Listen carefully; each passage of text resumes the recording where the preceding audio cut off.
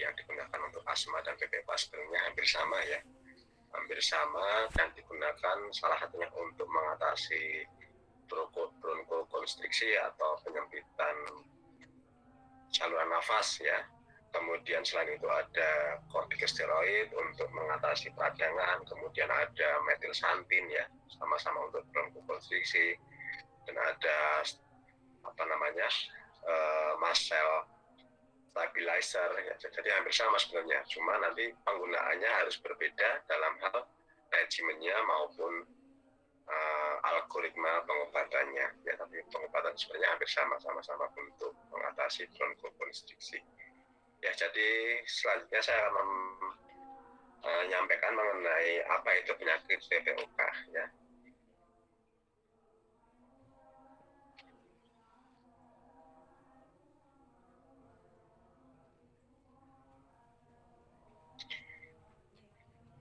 Dari hasil epidemiologi ya, penyakit PPOK di Asia Tenggara terutama cukup memegang persentase yang lumayan tinggi ya, sekitar 6%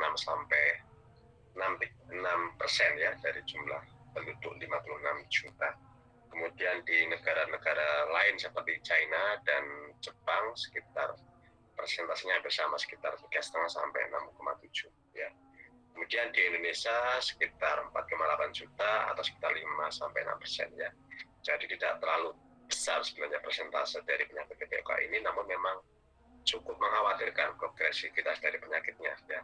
Karena kalau tidak ditangani dengan cepat dan sesama akan bisa menyebabkan kematian ya. Kemudian penyebab utama dari penyakit PPOK paling besar karena faktor smoking atau merokok ya. Karena hampir sebagian besar 90% itu penderita PPOK itu bisa dipastikan bahwasanya dia memang orang perokok, baik perokok aktif maupun perokok pasif ya. Jadi memang nikotin itu cukup berbahaya sekali ya bagi sel-sel di dalam paru-paru.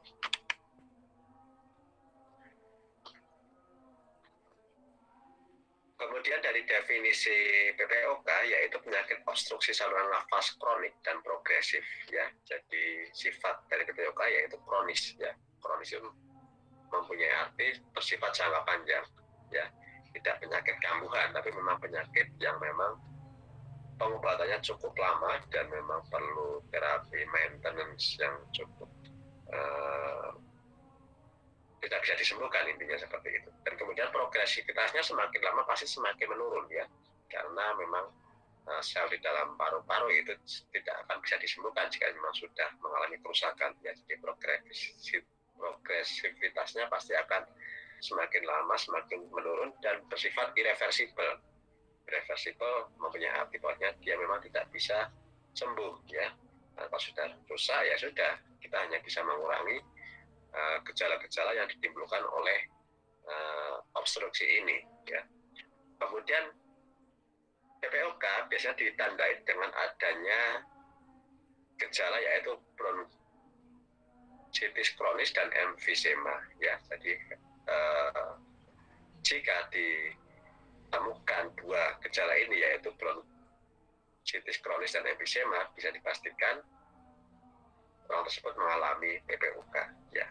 Kemudian nanti kita akan mempelajari apa itu bronkitis kronis, apa itu emfisema ya. Jadi bisa salah satu ya, salah satu bronkitis kronis saja atau emfisema saja, atau bisa kedua-duanya ya.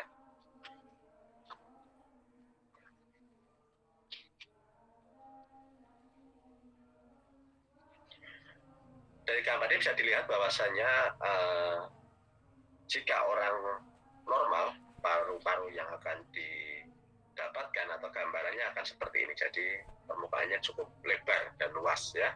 Jadi cukup untuk sirkulasi oksigen akan dengan leluasa keluar masuk ya kalau orang normal. Kemudian jika orang sudah mengalami kemudian untuk ini normal juga untuk bagian bronchiole ini, dia juga akan tidak ada penyempitan karena orang sudah normal. Kemudian ini alveoli ya, alveoli itu atau bagian-bagian dalam paru-paru, sel-sel dalam paru-paru ya. orang juga jika sudah mengalami bronkitis kronis, dia akan mengalami inflammation and structural change ya. Dia akan mengalami inflamasi atau peradangan dan pergantian atau perubahan struktur dari dinding-dinding bronki ini ya. Jadi sudah mengecil dan juga sudah mengalami perubahan struktur atau komposisi dari dinding bronki. Kemudian biasanya selain ada inflamasi dan kerusakan atau perubahan struktur, biasanya juga ditandai dengan adanya mukus atau lendir ya. Jadi hampir mayoritas orang yang mengalami PPOK pasti akan disertai batuk ya. Batuknya juga mayoritas batuk berdahak ya. Oleh karena itu biasanya terapi yang digunakan akan diberikan tambahan terapi untuk mengatasi atau mengeluarkan, yaitu menggunakan ekspektoran atau mukolitik ya. Jadi untuk mengeluarkan mukus di dalam bronki agar nanti bernapasnya akan lebih leluasa. Kemudian begini gambaran dari bronkitis kronis ya. Jadi sudah ada penyempitan, kemudian ada mukus atau dahak yang berada di dalam bronki. Jadi kalau orang anak-anak misal menderita bronkitis ya sama ya. Jadi dia sudah mengecil dan juga sudah ada kelenjar peningkatan dari mukus atau dari dahak ya. Kemudian emfisema ya. Emfisema itu merupakan destruction and enlargement of air spaces ya. Jadi emfisema bersifat kebalikan ya. Kalau tadi bronkitis kronis dia akan menyempit karena adanya peradangan, namun pada emfisema ini malah terjadi pelonggaran ya. Jadi semakin melebar dari saluran pernapasan, dia nanti otomatis kontraksi atau kembang kempis dari bronki akan semakin berkurang ya.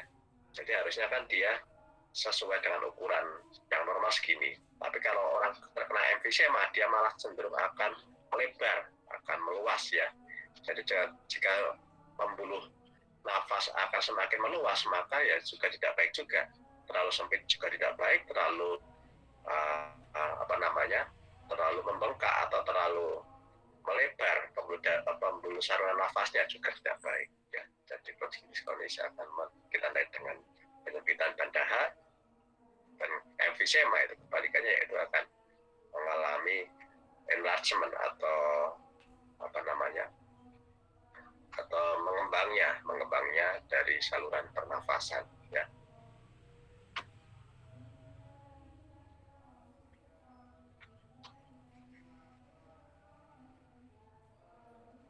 Gambaran dari chronic bronchitis atau bronchitis kronis yaitu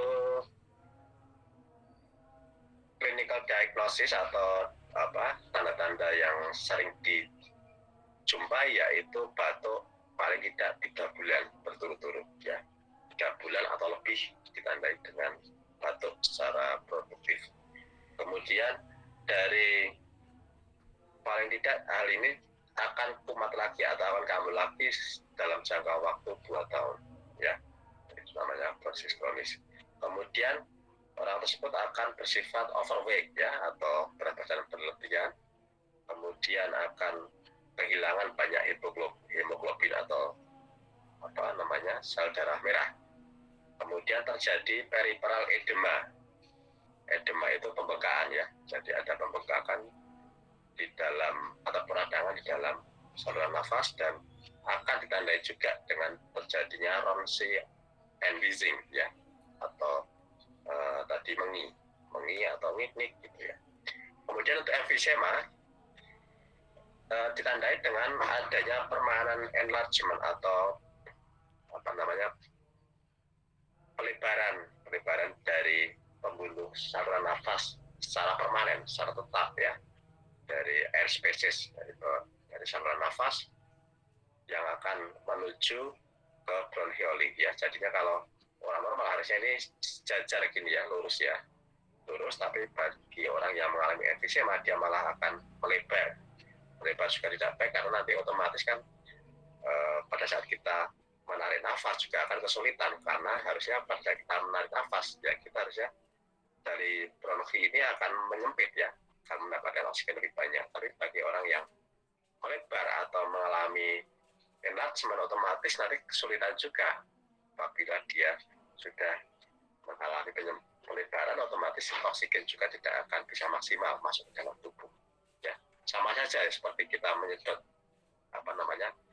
sedotan ya, misalnya sedotan yang kecil ya, diameternya kecil, pastinya kalau kita menyedot nanti banyak air yang akan masuk ya, dengan entengnya kita masuk. Tapi jika sedotannya seperti sedotan bubble misalnya, sedotan besar, itu kan kita akan kesulitan, akan berat ya menarik air itu untuk kita minum ya. Jadi sama saja analoginya seperti itu. Kemudian tanda-tanda dari emfisema, biasanya orang tersebut akan menua, older and thin, dan kurus ya, orang yang mengalami emfisema. Kemudian severe dyspnea ya, atau dia akan mengalami batuk terutama pada malam hari yang cukup parah. Kemudian quiet chest ya, atau dadanya semakin kecil ya biasanya.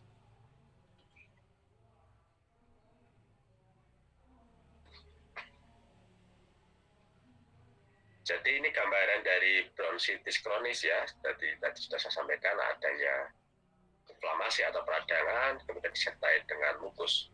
Jadi bronkitis kronis adalah keadaan pengeluaran mukus secara berlebihan ke batang bronkial secara kronik atau berulang dengan disertai batuk yang terjadi hampir setiap hari selama 3 bulan dalam 1 tahun selama 2 tahun berturut-turut ya. Jadi ini merupakan definisi dari bronkitis kronis, yaitu pengeluaran mukus secara kronik hampir disertai batuk selama 3 bulan dalam 1 tahun selama 2 tahun berturut-turut ya. Mudeng ya maksudnya ya, selama 3 bulan dia akan mengalami batuk terus selama 1 tahun tersebut selama 2 tahun berturut-turut ya. Jadi misal tahun ini kita batuk selama 3 bulan tahun 2022, kemudian nanti tahun 2023 juga kita akan batuk biasa 2 tahun berturut-turut selama 3 bulan, kemudian tahun 2024 ya nggak tahu kita kalau sudah sembuh ya alhamdulillah, tapi kalau semakin memburuk ya nggak tahu juga ya. Jadi berturut-turut selama 2 tahun. Kemudian penyebab dari bronkitis yang paling besar yaitu karena faktor merokok ya. Jadi semua PPOK itu memang etiologi paling dominan itu karena faktor merokok. Kemudian selain merokok yaitu karena faktor pekerjaan, terutama pada orang yang bekerja di daerah yang memiliki polusi udara yang cukup jelek ya, atau tidak baik ya, seperti di komplek industri pabrik misalnya banyak cerobong asap, kemudian orang yang bekerja pada pembuatan batu bata atau genteng ya, ada asap-asap dari sekam padi itu kan untuk memanaskan dari batu bata, biasanya itu kan biasanya banyak orang yang mengalami PPOK ya. Jadi memang daerah yang memang banyak polusi tinggi itu merupakan faktor dominan selain dari merokok yang cukup memegang peranan terhadap penyakit PPOK. Kemudian polusi udara seperti pada lalu lintas yang tidak baik, banyak asap timbal itu, terutama kalau orang banyak naik motor kemudian tidak memakai masker, itu kan kelamaan tidak terasa bertahun-tahun terakumulasi ya, jadi akan menyebabkan kerusakan pada saluran bronki ini dan akan menyebabkan penyakit PPOK. Kemudian infeksi pastinya karena bakteri yang barangkali seperti orang yang terkena batuk pilek tapi tidak disembuhkan atau terkena TBC tapi tidak tuntas, itu nanti akan menyebabkan ke arah PPOK juga kalau tidak tuntas pengobatan infeksinya. Kemudian faktor host atau faktor keturunan ya. Faktor keturunan itu karena usia itu kalau semakin tua itu biasanya orang mengalami PPOK akan semakin meningkat ya. Biasanya ditandai kalau orang sudah 40 tahun ke atas ya, apalagi 50-60 itu biasanya banyak orang yang sudah terkena PPOK. Beda dengan orang yang masih muda, dia memang fungsi dari bronkinya masih bagus ya. Tapi kalau biasanya orang sudah tua, menginjak usia 40, 50 itu sudah mulai terjadi PPOK. Ya karena dulu saya tesis S2 juga mengalami PPOK, jadi tahu paling tidak pasien-pasien di rumah sakit paru yang datang itu kebanyakan memang lansia, manula ya. Manula dan kebanyakan memang karena dulu saat muda dia memang merokok pasif, merokok aktif. Yang selanjutnya yaitu jenis kelamin. Jenis kelamin yaitu paling besar ya karena kaitan dengan merokok ya otomatis orang laki-laki lebih besar persentase PPOK bila dibandingkan dengan wanita. Ya, kalau wanita juga ada yang mengalami PPOK tapi biasanya karena faktor merokok pasif. Ya. Kemudian penyakit paru yang sudah ada ya karena memang sudah ada kelainan atau gangguan paru sebelumnya itu akan sangat mudah memicu terjadinya penyakit PPOK.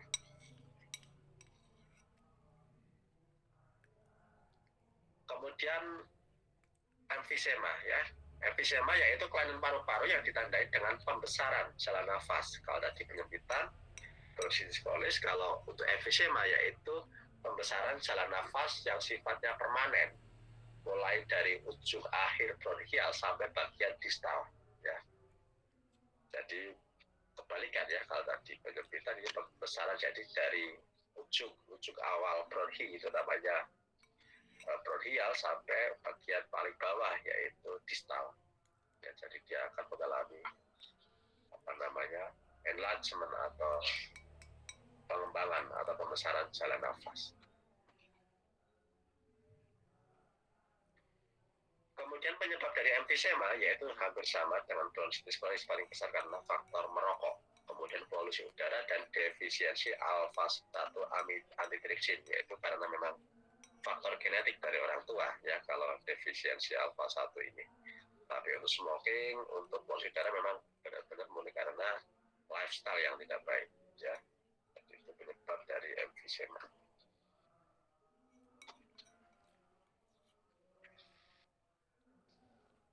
Kemudian patogenesis atau mekanisme jalannya terjadinya penyakit bronkitis kronis yang pertama yaitu paling besar itu karena asap rokok.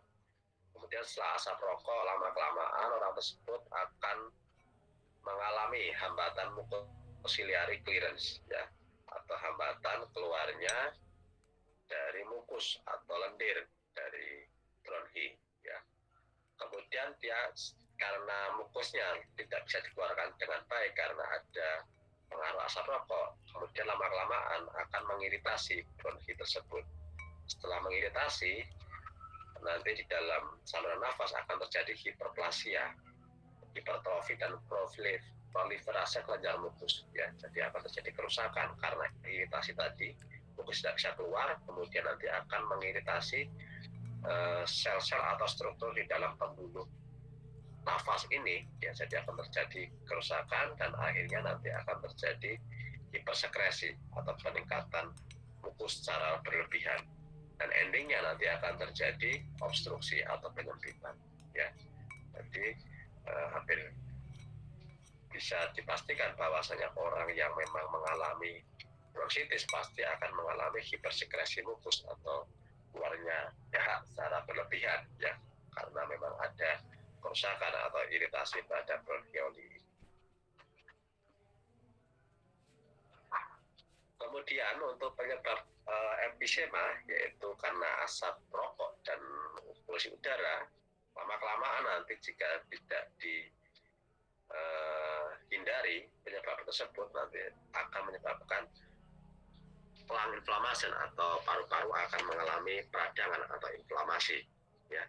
Kemudian nanti setelah itu akan terjadi proses alergi ya atau proses reaksi antara makrofag dan neutrofil di dalam sel paru-paru dan nanti akhirnya akan terjadi perubahan enzim atau enzim proteolitik ya, akan terjadi elastase dan koligenase, kemudian nanti akan terjadi perubahan alfa antitrypsin tadi ya seperti orang yang terkena penyakit keturunan ya.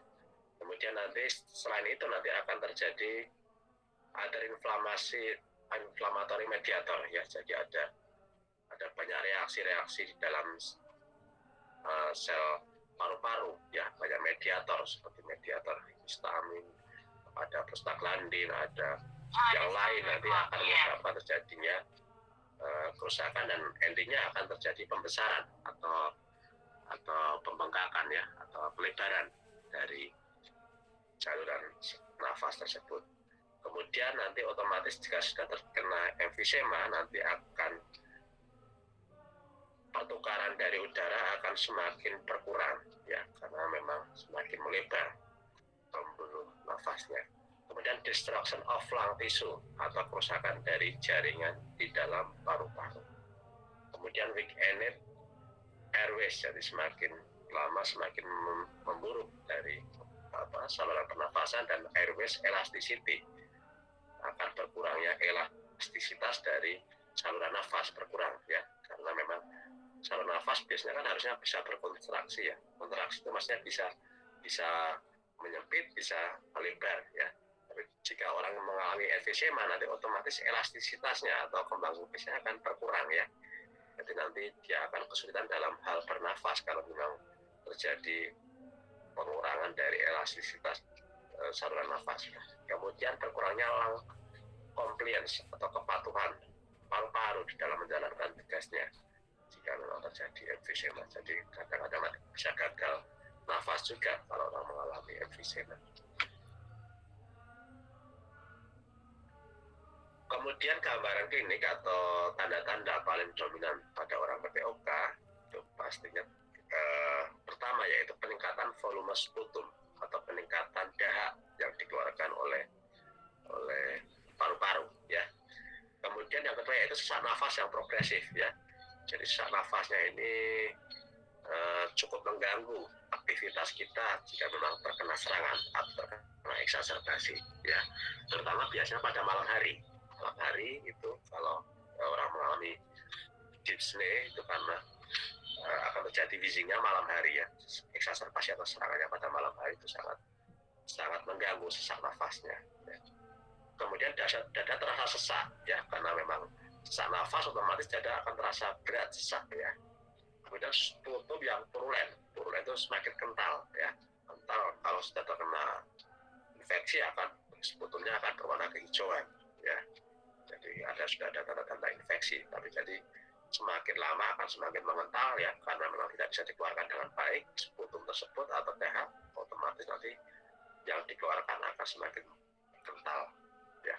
Kemudian meningkatnya kebutuhan bronkodilatator, ya, karena memang sesak nafas, ya, otomatis kebutuhan kita untuk mengkonsumsi obat-obatan yang digunakan untuk melonggarkan saluran nafas otomatis akan sangat diperlukan sekali, karena jika orang tersebut tidak mengkonsumsi obat-obatan yang digunakan untuk bronkodilatator, otomatis dia akan sangat tersiksa sekali, ya, seperti orang mau mati rasanya, ya, tidak bisa bernapas, rasanya ya seperti panik, ya. Jadi memang harus selalu standby menggunakan obat-obatan bronkodilatator. Kemudian otomatis jika sesak dada sesak dan kesulitan bernapas, nanti orang tersebut cenderung pada setiap harinya dia akan merasa lemah dan lesu, ya, tidak bersemangat, ya, karena otomatis oksigen yang masuk ke dalam tubuh, ke paru-paru, ke otak akan semakin berkurang, ya, otomatis dia akan semakin tidak bisa progres, tidak bisa aktif juga dalam pekerjaan, otomatis dia akan lemah dan lesu karena memang kurang oksigen. Kemudian mudah lelah, ya, pasti karena memang suplai oksigen ke dalam sel-sel di dalam tubuh akan semakin berkurang. Kemudian selain itu pemeriksaan fisik biasanya akan disertai dengan demam, ya, demam untuk orang yang mengalami kecenderungan infeksi, ya. Kemudian mengi itu pasti akan terjadi pada orang yang sudah mengalami PPOK, ya. Jadi kalau stage-nya masih ringan mungkin mengi atau wheezingnya tidak terlalu sering, tapi kalau sudah meningkat stage-nya atau tingkatannya semakin severe, semakin parah, otomatis wheezingnya akan semakin sering sekali, ya, apalagi pada saat terkena serangan atau eksaserbasi.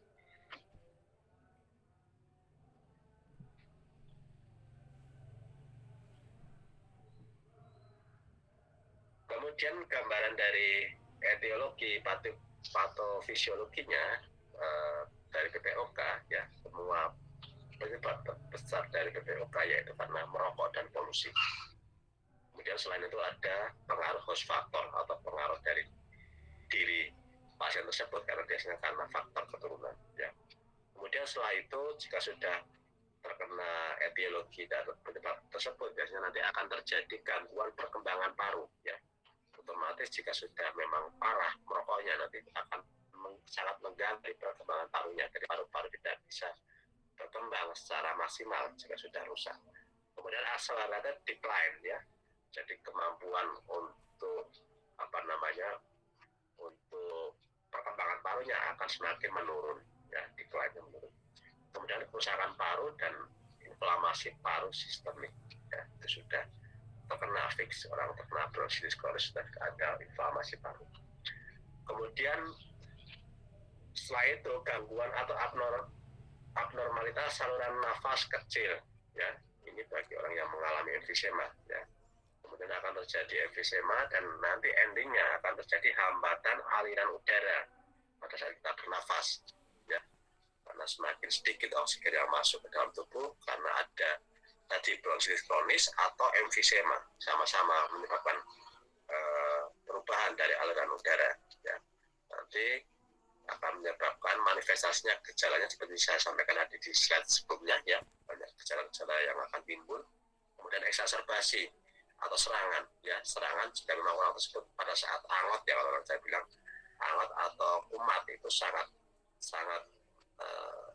mengerikan ya bagi orang yang mengalami PPOK ya, harus segera disemproti dengan beta agonis, dengan kortikosteroid inhalasi ya, karena kalau tidak bisa diberikan itu secara cepat nanti juga akan sangat menyiksa orang tersebut ya. Hampir sama dengan asma sebenarnya pengobatannya ya, jika memang sudah akut atau sudah sangat menyiksa, sudah terjadi eksaserbasi, akan harus segera diberikan terapi, tidak bisa tidak ya. Kemudian komorbid ya, komorbid itu dikhawatirkan jika misal ada penyakit lain yang akan memperparah PPOK, ini harus segera ditangani juga ya. Biasanya penyakit-penyakit lain yang ada kaitan dengan paru-paru seperti TBC ya, orang sudah terkena PPOK, terkena TBC, itu akan semakin memperparah atau semakin jelek progresivitas dari penyakitnya ya. Jadi kemudian penyakit lain ya, seperti orang sudah terkena PPOK ya jangan merokok terus ya, sama aja itu akan lebih memperparah atau nyengkak ya. Kalau sudah terkena PPOK harus tetap merokok, harus menjaga, harus menstabilkan dari paru-paru.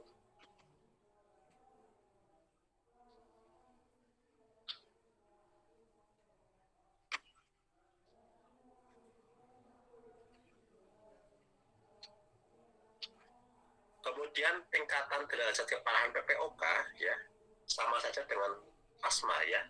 Jadi semua parameter untuk menegakkan diagnosa keparahan sama-sama menggunakan alat spirometer ya. Spirometer atau spirometri itu digunakan untuk mengetahui kemampuan dari fungsi paru pada orang yang mengalami PPOK. Begitu juga sama dengan orang yang mengalami asma. Jadi parameternya nanti akan ditandai dengan hasil FEV1 per FVC ya. Jadi pada orang normal nanti biasanya ini kalau umum dan harusnya di atas 80% ya. Kalau orang normal itu masih kembang kempisnya, karena saya sampaikan pada pertemuan sebelumnya ya. Jadi kita akan disuruh menarik nafas dengan semacam kantong ya, kantong tersebut akan dikoneksikan ke alat spirometer, ke komputer ya, nanti kita suruh menyedot dalam-dalam. Kemudian jika sudah kita suruh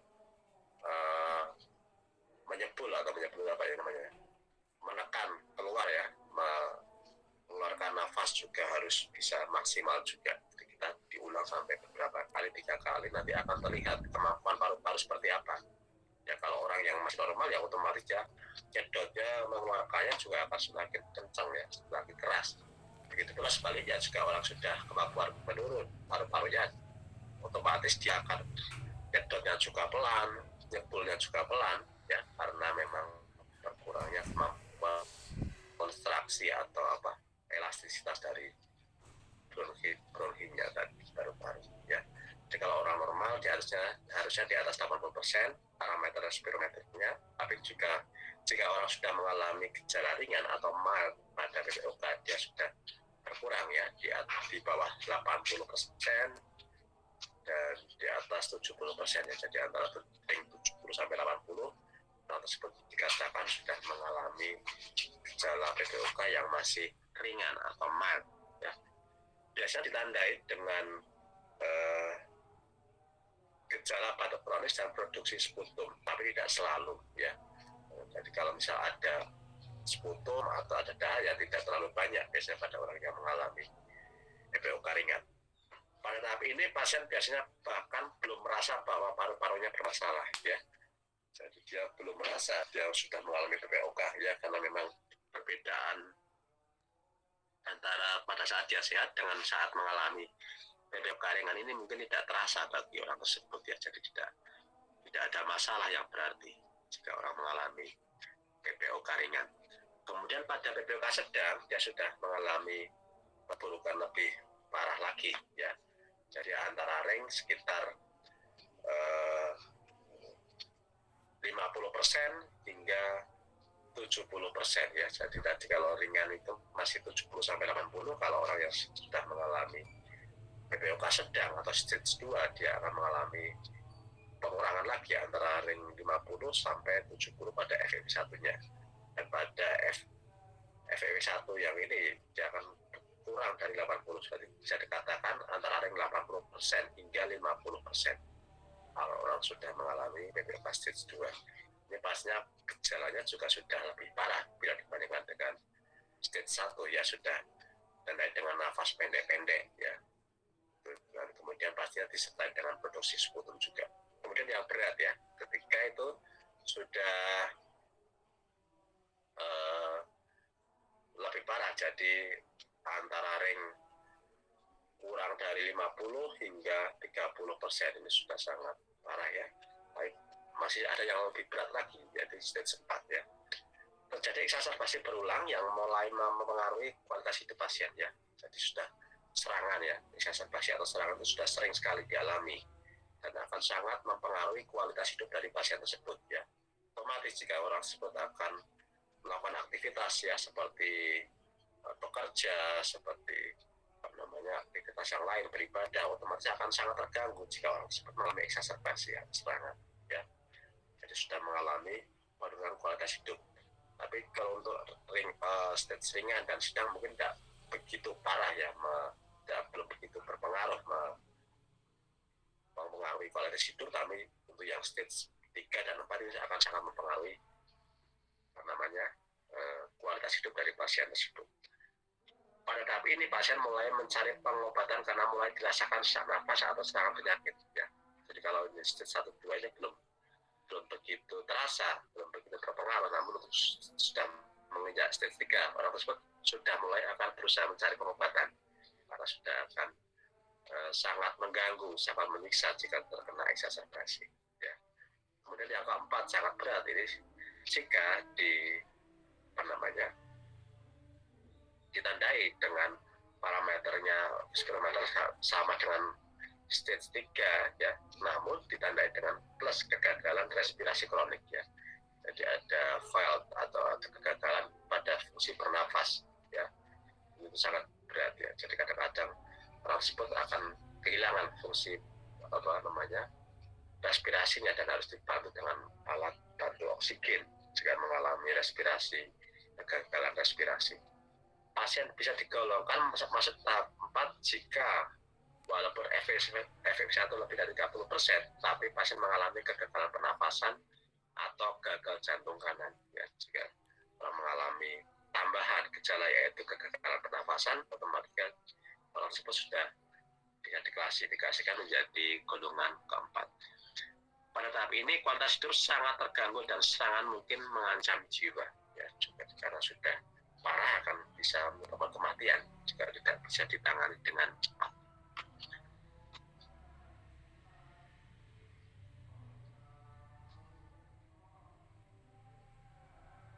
Kemudian untuk pengobatan atau terapi yang digunakan ya, untuk menegakkan diagnosa biasanya digunakan uji bronkodilator dengan spirometri ya. Jadi sebelum orang tersebut akan menggunakan spirometer ya atau alat untuk mengetahui kualitas fungsi paru, dan nanti akan dibedakan ya. Sebelumnya mungkin dia suruh menghisap menggunakan alat tersebut, diukur dulu berapa, dicatat, kemudian dibandingkan. Yang kedua yaitu jika orang tersebut diberikan semprotan dari bronkodilator, seharusnya dia akan membaik ya parameter dari FEV1-nya. Itu nanti akan dibandingkan ya. Jadi kalau sebelumnya karena yang sebelum diberikan spirometri diberikan semprotan bronkodilator ini berapa dihitung, kemudian setelah diberikan semprotan bronkodilator berapa. Jadi harusnya kalau memang dia positif terjadi PPOK, antara perbedaan antara sebelum diberikan uji bronkodilator dengan sesudah harusnya meningkat ya. Jadi ada peningkatan lebih membaik jika diberikan bronkodilator dengan diukur menggunakan alat spirometri, yaitu untuk mengetahui tingkatan mana orang tersebut mengalami ringan, sedang, berat, atau sangat berat ya, menggunakan uji bronkodilator ya. Jadi mekanismenya yaitu pemberian bronkodilator inhalasi sebanyak 8 hisapan 15-20 menit, kemudian uji dengan spirometri, lihat perubahan nilai FEV1 ya. Jadi memang sebelumnya diukur, kemudian setelah itu diberikan inhalasi sejumlah 8 hisapan, kemudian diukur lagi ya. Nanti bisa dilihat bahwasanya ada tidak peningkatan membaik ya. Kemudian pemeriksaan penunjang lain yang digunakan untuk menegakkan diagnosa dari PPOK yaitu fungsi faal paru ya. Faal paru tadi dari hasil perhitungan spirometri FEV1 ya, itu tadi. Kemudian radiologi dari fungsi dari pemeriksaan ronsen ya.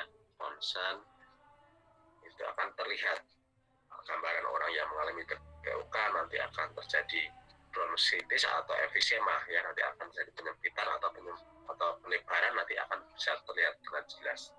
Kemudian laboratorium darah ya, fungsi darah juga akan sangat menentukan apakah orang tersebut positif PPOK atau tidak. Kemudian pemeriksaan lain yaitu faal paru ya. Faal paru seperti tadi spirometer itu kadang-kadang juga diperlukan ya, tidak rutin ya. Kemudian uji coba kortikosteroid ya, apakah akan membaik atau tidak jika diberikan kortikosteroid ya. Biasanya untuk orang yang sudah mengalami stage 3 dan 4 akan ditambahkan dengan pengobatan kortikosteroid atau untuk mengatasi antiinflamasi. Kemudian analisa gas darah, EKG atau elektrokardiografi ya, seperti spektrum dari orang jantung gitu ya, naik turun itu nanti akan terlihat pada titik mana nanti dokter akan menentukan bahwa orang tersebut mengalami PPOK, akan tahu ya dari hasil gambaran EKG ya. Orang tersebut mengalami kelainan jantung atau kelainan PPOK akan terlihat gambaran dari EKG naik turunnya itu. Kemudian mikrobiologi sputum ya, nanti sputum atau darah akan bisa dicek di lab atau di laboratorium, kira-kira mikrobiologinya seperti apa, ada infeksi atau tidak, itu nanti akan bisa dilihat dari hasil mikrobiologi. Kemudian kadar atau amitripsin juga bisa diukur ya, bagi orang yang memang mengalami kelainan seperti kelainan genetik pada saat dari lahir ya, dan nanti akan kekurangan alfa 1 otomatis akan menyebabkan penyakit dari PPOK ini.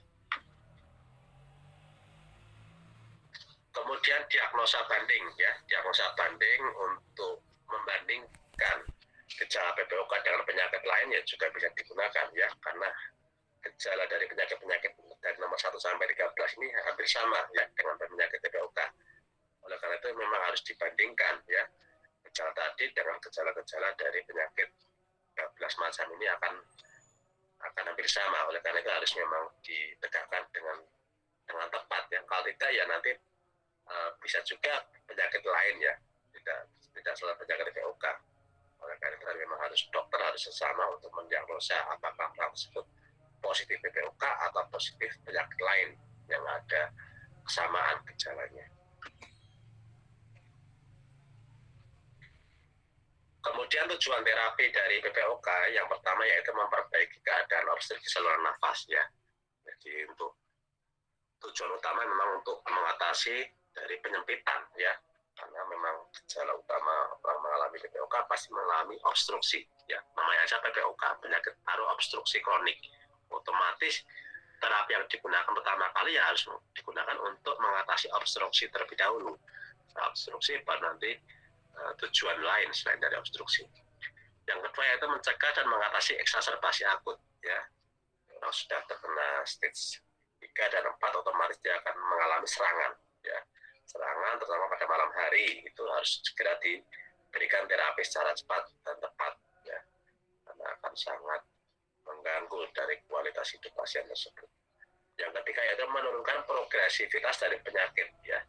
Jadi harusnya penyakit tersebut jika orang merokok terus akan semakin mempercepat ya, harusnya kalau orang sudah di terapi harusnya ya penyakitnya tetap sama saja berkurang atau parah tapi tidak terlalu cepat ya. Jadi progresnya akan semakin melandai, tidak semakin curam grafiknya ya, sama-sama akan memburuk tapi memburuknya semakin pelan ya, tidak semakin cepat.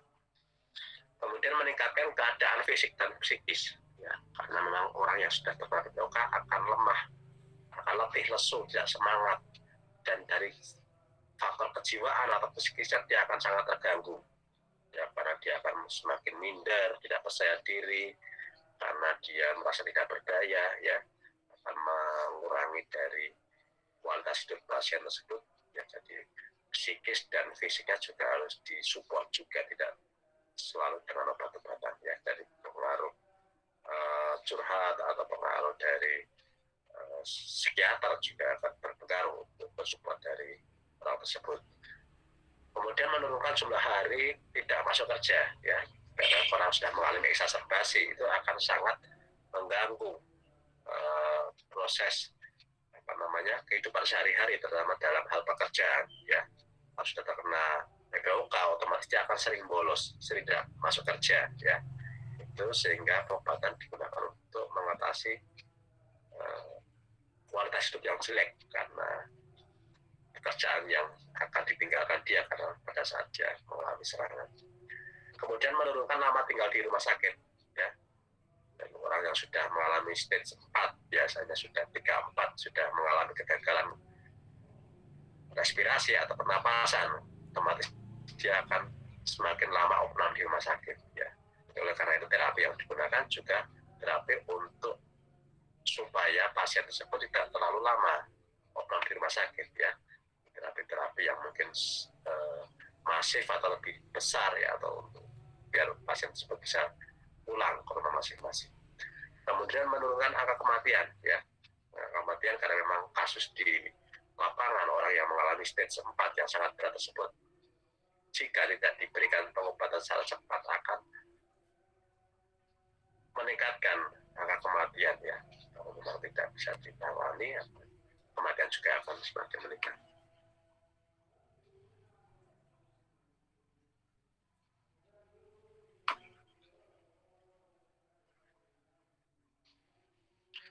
Kemudian tata laksana terapi PPOK yang pertama yaitu yang farmakologi terlebih dahulu ya. Pastinya kita harus menyampaikan KIE dulu ya, konsultasi, informasi, edukasi sebelum dengan obat-obatan ya.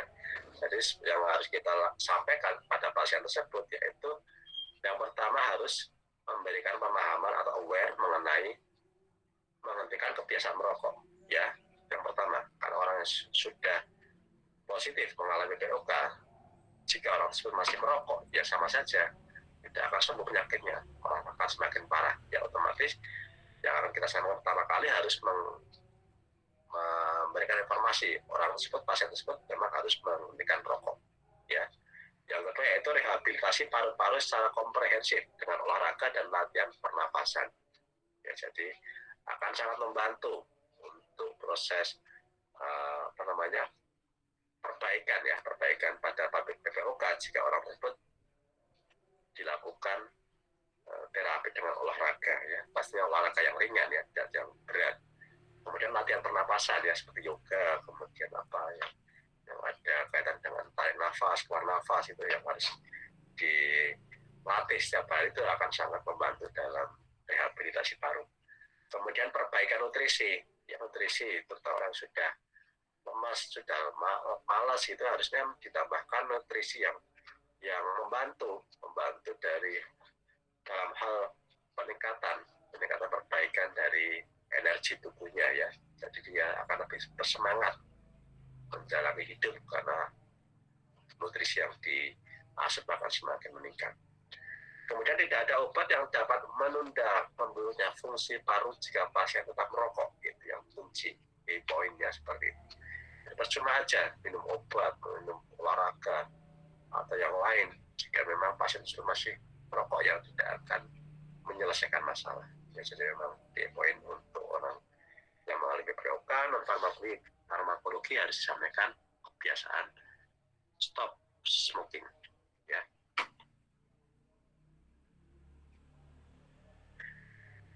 Kemudian tata laksana terapi yang farmakologi, yang pertama yaitu first line ya, atau terapi utama.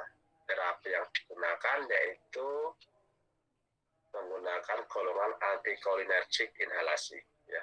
Jadi golongan antikolinergik yang disedot atau dihisap ya.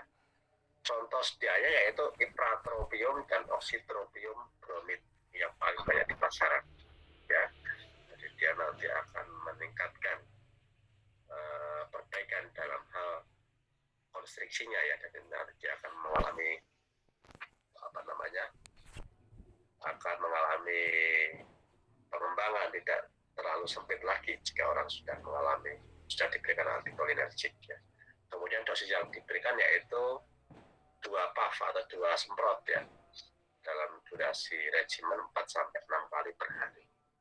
Itu untuk first line ya. Jadi memang semua pengobatan algoritmanya harus menyesuaikan berdasarkan first line terapi terlebih dahulu ya. Tidak bisa kita sembarangan memberikan terapi tanpa ada dasar algoritma sesuai dengan standar ya. Jadi yang pertama diberikan antikolinergik inhalasi. Yang kedua yaitu simpatomimetik atau agonis beta ya. Jadi pengobatan ini digunakan untuk mengatasi bronkodilator tadi, mengatasi bronkokonstriksi digunakan second line terapi atau terapi lini kedua ya. Contohnya terbutalin dan salbutamol ya, untuk mengatasi lini kedua ya. Jadi untuk menghentikan bronkokonstriksi dia digunakan salbutamol ya. Contohnya banyak sekali sediaan di apotek yang digunakan untuk contoh dari salbutamol seperti Venpol inhaler, seperti apa yang lain, banyak sekali yang sediaan dari agonis beta ini. Kemudian yang ketiga itu kombinasi antikolinergik dan simpatomimetik ya. Jadi kombinasi antara antikolinergik dengan agonis beta 2. Jadi ada satu sediaan yang isinya itu memang kombinasi 2 ya, kombinasi antara salbutamol dengan ipratropium itu ada. Jadi itu untuk lebih cepat memberikan efikasi atau meningkatkan efektivitas dari pengobatan ya.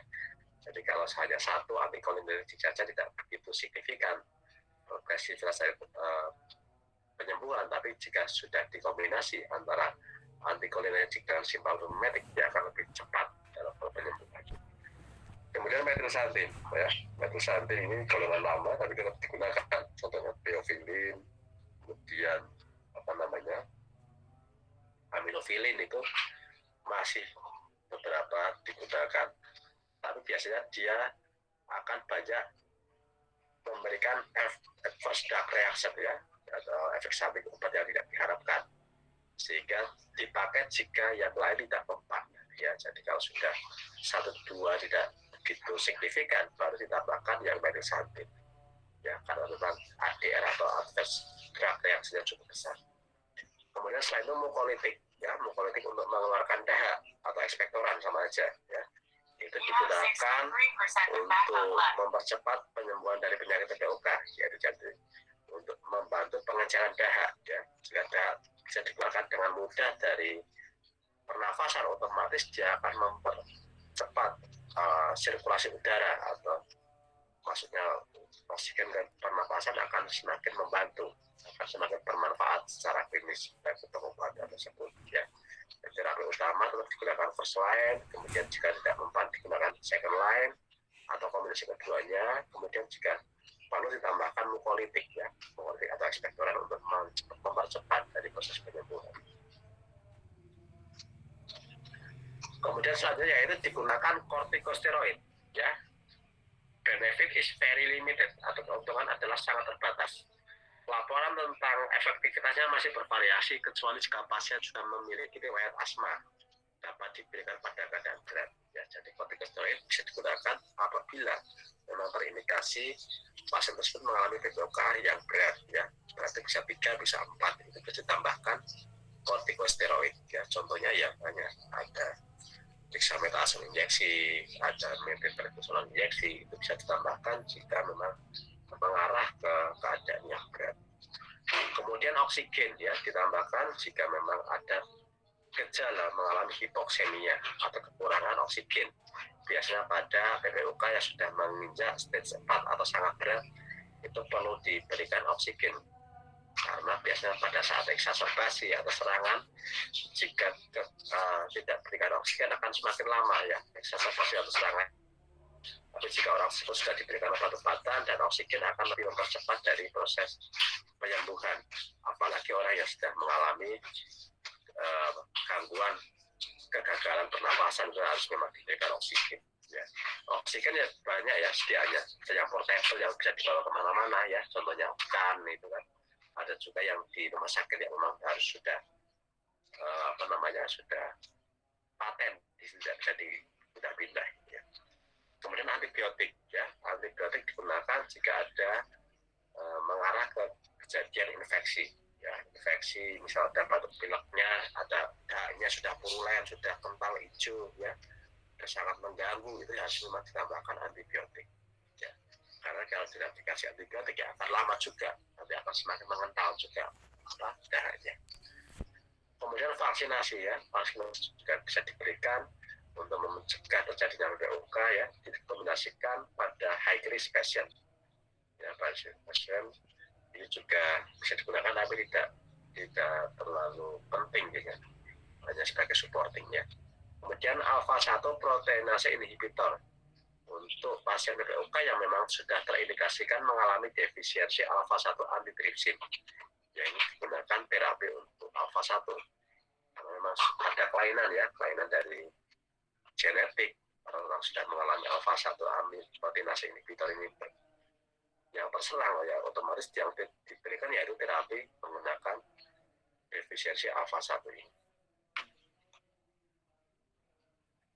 Kemudian tahap terapi pada PPOK yang stabil ya, stabil itu yang maksudnya tidak terlalu sering terjadi eksaserbasi ya, masih stabil masih tidak terlalu berpengaruh terhadap kualitas hidup pasien. Yang pertama yang tahap 1 digunakan sama, yaitu menggunakan ipratropium atau golongan antikolinergik ya, sebanyak 2-6 sedotan sama 4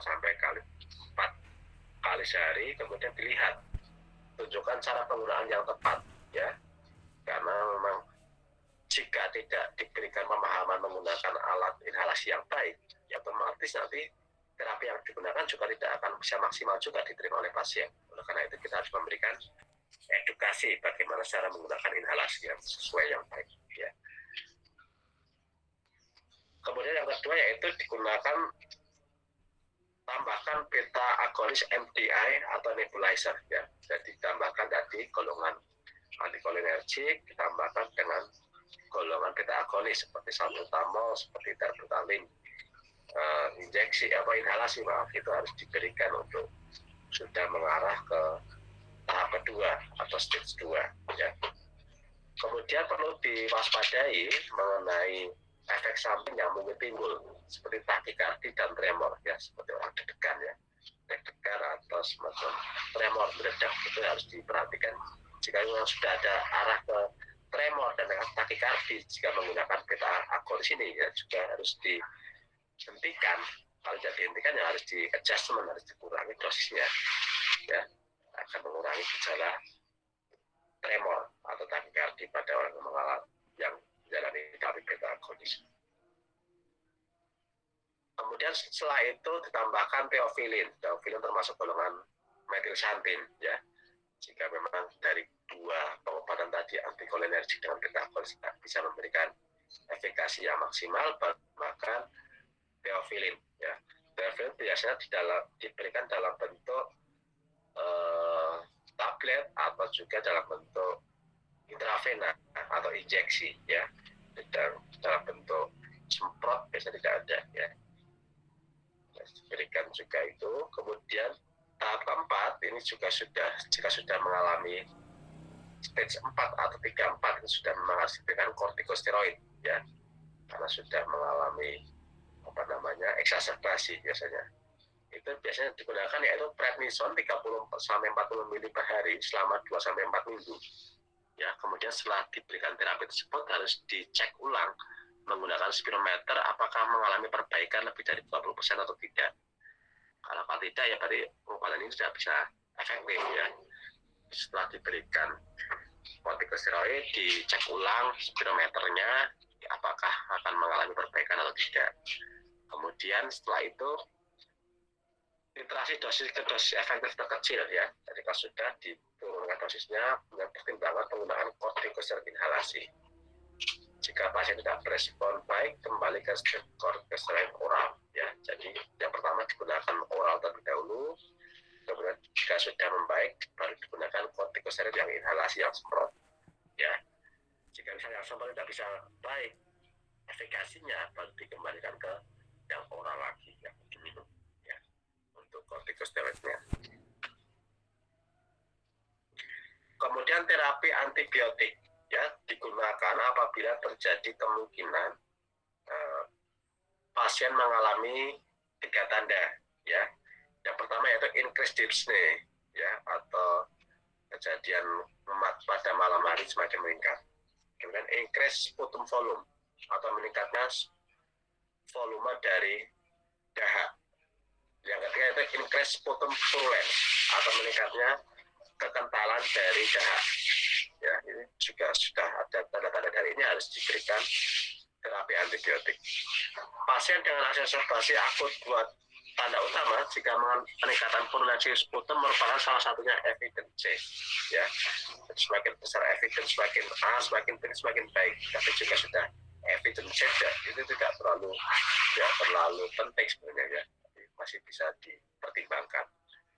Pasien dengan eksaserbasi parah yang membutuhkan ventilasi mekanik baik invasif maupun non invasif evidence B ya. Jadi memang harusnya diberikan antibiotik jika ada tanda-tanda dari 3 ini ya. Kemudian golongan-golongan antibiotik yang digunakan untuk mengatasi infeksi pada PPOK ya, ada beberapa golongan ya. Yang pertama yaitu golongan makrolida, contohnya yaitu azitromisin, clarithromycin. Kemudian cephalosporin generasi 2 atau 3 itu bisa digunakan. Kemudian doxycycline ya. Jadi nanti kita lihat apakah tanda-tanda yang dialami oleh pasien tersebut akan seperti apa ya.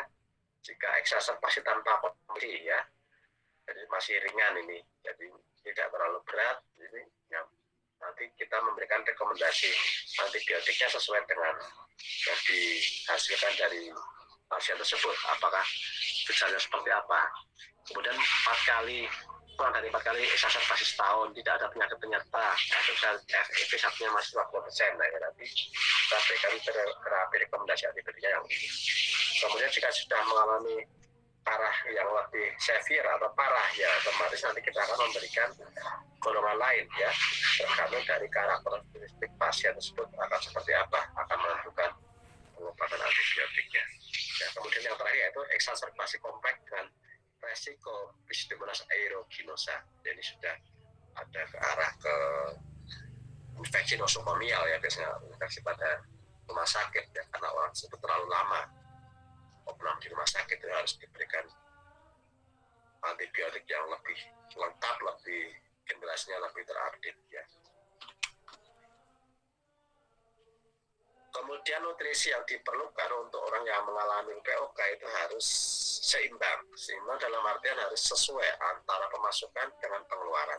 ya, karena kalau besar sebelah tekor itu nanti otomatis juga tidak akan bisa mempercepat penyembuhan. Kemudian rehabilitasi yang dilakukan yaitu latihan fisik ya, tadi seperti olahraga, kemudian latihan bernafas itu bisa dilakukan untuk memperbaiki proses penyembuhan. Yang kedua yaitu psikososial ya, psikososial secara edukasi kita secara heart to heart atau dari hati ke hati, kita memberikan pemahaman secara psikis ya, secara kejiwaan untuk mensupport orang tersebut, itu akan sangat berpengaruh terhadap efikasi dari penyembuhan terapinya. Kemudian latihan pernapasan ya, seperti yoga, seperti latihan lain-lain, seperti yang senam, itu harus kita berikan edukasi tersebut pada pasien yang mengalami TPOK.